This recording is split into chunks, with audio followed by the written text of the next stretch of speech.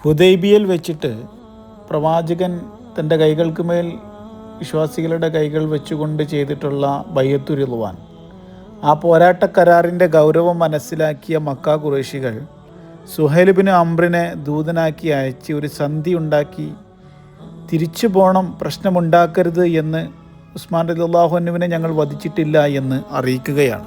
ഈ വർഷം നിങ്ങൾ തിരിച്ചു പോകണം, അടുത്ത വർഷം 3 ദിവസം മക്കയിൽ താമസിക്കാം, ഖുറൈശികൾ നിങ്ങളെ എതിർക്കുകയില്ല, തടയുകയില്ല എന്നതാണ് ഒരു വ്യവസ്ഥ.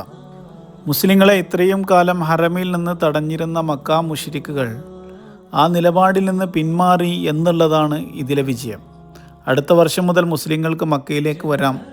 ശത്രുക്കൾക്ക് ആകെ ഈ സന്ധിയിലെ ഒരു ആശ്വാസം ഈ വർഷം മുസ്ലിങ്ങളെ മക്കയിൽ പ്രവേശിപ്പിക്കുന്നത് തടയാനായി എന്ന് മാത്രമാണ്. പകരം വലിയ സൗകര്യങ്ങളും അവസരങ്ങളും നേട്ടങ്ങളുമാണ് വിശ്വാസികൾക്ക് ഈ സന്ധിയിലൂടെ നേടാൻ സാധിച്ചിട്ടുള്ളത്. രണ്ടാമത്തെ വ്യവസ്ഥ, അടുത്ത 10 വർഷത്തേക്ക് ഇരു കക്ഷികളും തമ്മിൽ യുദ്ധം പാടില്ല എന്നുള്ളതാണ്. ഇത് ഇസ്ലാമിനും മുസ്ലിങ്ങൾക്കും വലിയ ആശ്വാസമായൊരു വ്യവസ്ഥയാണ്. ഇനി ആക്രമണം ഉണ്ടാകില്ല, സധൈര്യം പ്രബോധനവുമായി മുന്നോട്ട് പോകാം. സാധാരണ യുദ്ധം തുടങ്ങുന്നതും അല്ലെങ്കിൽ അതിനുള്ള കാരണങ്ങൾ എന്തെങ്കിലും ഉണ്ടാക്കുന്നതുമെല്ലാം ഖുറൈശികളായിരുന്നു. അതുകൊണ്ട് തന്നെ പ്രബോധനത്തിൽ അതിവേഗം മുന്നേറാനായി എന്നുള്ളതാണ് ഈ വ്യവസ്ഥയിലൂടെ പ്രവാചക പക്ഷത്തിന് നേട്ടമായിട്ടുള്ളത്. ഈ ഹുദൈബിയ സന്ധിക്ക് മുമ്പ് കേവലം 3000-ഓളം പേരായിരുന്നു മുസ്ലിങ്ങളായിട്ട് വിശ്വാസികളായിട്ട് ഉണ്ടായിരുന്നത്. അതിനുശേഷം വിശ്വാസികളുടെ എണ്ണം കേവലം 2 വർഷം കൊണ്ട് 10,000 കവിഞ്ഞു എന്നുള്ളതും ഇതിൻ്റെ നേട്ടം വിശ്വാസികൾക്കാണ് എന്നാണ് തെളിയിക്കുന്നത്.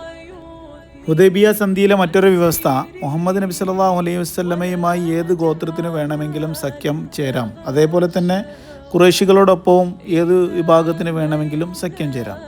ഇങ്ങനെ ഓരോ വിഭാഗത്തിലെ സഖ്യങ്ങളും ഒരൊറ്റ ഘടകമായി പരിഗണിക്കും. അതിനാൽ ആ ഘടകത്തിലെ ഏതെങ്കിലും ഒരു ഗോത്രത്തെ മറ്റ് ഘടകത്തിലെ ഒരു ഗോത്രം ആക്രമിക്കുകയാണെങ്കിൽ ആ ഘടകത്തെ മൊത്തം സഖ്യത്തിനെതിരെയുള്ള കയ്യേറ്റമായി അത് പരിഗണിക്കപ്പെടുമെന്നും അതുകൊണ്ട് ആ ഘടകം മൊത്തം അതിനെതിരെ പ്രതികാരം അല്ലെങ്കിൽ പ്രതിരോധം തീർക്കുകയും ചെയ്യും എന്നുള്ളതാണ് ഒരു വ്യവസ്ഥ.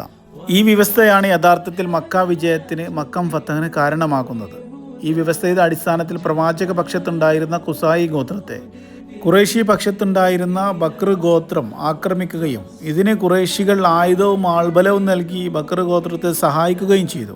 ഈ കരാർ ലംഘനത്തിനെതിരെ ചോദ്യം ചെയ്യാൻ പുറപ്പെട്ട് പ്രവാചകൻ വീണ്ടും താൻ ജനിച്ചു വളർന്ന കാബ സ്ഥിതി ചെയ്യുന്ന മക്കയെ സമ്പൂർണമായ ഏകദൈവ വിശ്വാസത്തിലേക്ക് കൊണ്ടുവന്ന മക്കം ഫത്തഹ് ഉണ്ടാകുന്നത് ഈ കരാറിൻ്റെ ഈ വ്യവസ്ഥയിലൂടെയാണ്.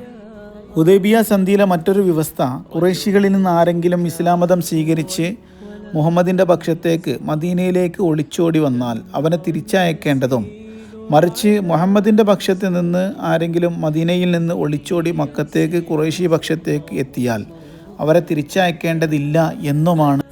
പ്രവാചകൻ്റെ അടുത്ത് നിന്ന് ഒരു യഥാർത്ഥ വിശ്വാസി തിരിച്ചു പോവില്ല എന്ന് പ്രവാചകൻ അറിയാം. ചിലപ്പോൾ കപടന്മാർ പോയേക്കാം, അവർ പോകുന്നത് തന്നെയാണ് വിശ്വാസികൾക്കും ഇസ്ലാമിനും നല്ലത് എന്നതാണ് ഇതിലെ ഒരു ആശ്വാസം. ഹുദൈബിയ സന്ധിക്ക് ശേഷം ആദ്യമായി ഖുറൈശികളുടെ സഖ്യകക്ഷിയായ സഖീഫിലെ അബൂ ബസ്വീർ എന്ന് പറയുന്ന ഒരു വ്യക്തി ഇസ്ലാം മതം സ്വീകരിച്ചുകൊണ്ട് പ്രവാചകൻ്റെ അടുത്തേക്ക് മദീനയിലേക്ക് വന്നു. എന്നാൽ വ്യവസ്ഥയുടെ അടിസ്ഥാനത്തിൽ തിരിച്ചു കൊണ്ടുപോകാൻ 2 പേർ അവർക്ക് പിറകെ വന്നിരുന്നു. അതനുസരിച്ച് പ്രവാചകൻ അദ്ദേഹത്തോട് അവരോടൊപ്പം തിരിച്ചു പോകാൻ കൽപ്പിച്ചു.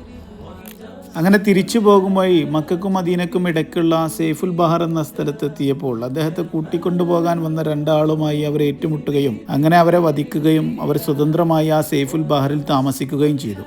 അതുപോലെ തന്നെ മുസ്ലിമായതിൻ്റെ പേരിൽ പീഡിപ്പിക്കപ്പെട്ട ഒരുപാട് ആളുകൾ മക്കയിൽ നിന്ന് പിന്നീട് അവിടെ നിന്ന് ഒളിച്ചോടി മദീനയിൽ പോകാതെ സൈഫുൽ ബഹർ എന്ന സ്ഥലത്ത് ഒരുമിച്ച് കൂടുകയും അവിടെ ഒരു സമൂഹമായി അവർ മാറുകയും ചെയ്തു. ഇത് ഈ കരാർ വ്യവസ്ഥയ്ക്ക് എതിരായിരുന്നില്ല താനും. അവരാണെങ്കിൽ ശക്തി ആർജിച്ച് മക്കയിൽ നിന്നും ഷാമിലേക്ക് പോകുന്ന ഖുറൈശികളുടെ കച്ചവട സംഘത്തെ ആക്രമിച്ച് അവരുടെ സമ്പത്ത് പിടിച്ചടക്കാൻ തുടങ്ങി. ഇതുകൊണ്ട് മക്കയിലെ ഖുറൈശികൾക്ക് വൻ നഷ്ടങ്ങളുണ്ടായി. അവർ പ്രവാചകനോട് ഈ സൈഫുൽ ബഹറിലെ മുസ്ലിങ്ങളോട് മക്കക്കാരെ ആക്രമിക്കരുത് എന്ന് പറയണമെന്ന് അപേക്ഷിക്കുകയാണ്. അതിന് പകരമായി ഹുദൈബിയ സന്ധിയിലെ ഈ വ്യവസ്ഥ ലഘൂകരിച്ച് മക്കയിലെ മുസ്ലിങ്ങളെ വേണമെങ്കിൽ നിങ്ങൾക്ക് മദീനയിൽ സ്വീകരിക്കാം എന്ന് തിരുത്തുകയും ചെയ്തു. അതും പ്രവാചകൻ്റെയും ഇസ്ലാമിൻ്റെയും മറ്റൊരു വിജയമായി മാറി. അങ്ങനെ Amr ibn As, Khalid bin Walid, Usman bin Talha തുടങ്ങിയ പ്രമുഖരെല്ലാം പിന്നീട് ഇസ്ലാം മതം സ്വീകരിച്ച് മക്കയിൽ നിന്ന് മദീനയിലേക്ക് എത്തിത്തുടങ്ങി.